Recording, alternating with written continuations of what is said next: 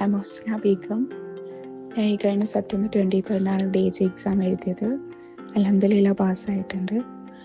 And all thanks to adventure team, especially ആൻഡ്രൂസിൻ്റെ basic classes. It was very helpful. And also my mentor Fousa ma'am. എൻ്റെ ഓരോ ഡൗട്ടുകളും അപ്പം up to date ആയിട്ട് മാം clear ചെയ്ത് പോയിട്ടുണ്ടായിരുന്നു.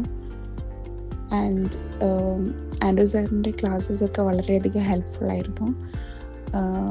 Sir ഓരോ കാര്യങ്ങളും എക്സ്പ്ലെയിൻ ചെയ്തു പോയിട്ടുണ്ടായിരുന്നു.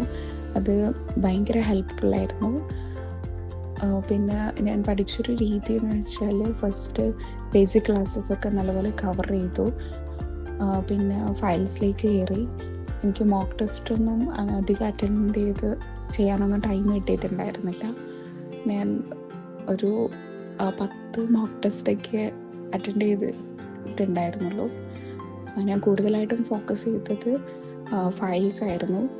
അതിൽ തന്നെ ഏറ്റവും മോസ്റ്റ് ഇമ്പോർട്ടൻറ്റ് ഫയൽസാണ്, റീസെൻ്റായിട്ട് അപ്ഡേറ്റ് ചെയ്തിട്ടുള്ള മോസ്റ്റ് ഇമ്പോർട്ടൻറ്റ് ഫയൽസാണ് കൂടുതലായിട്ട് ഫോക്കസ് ചെയ്തത്.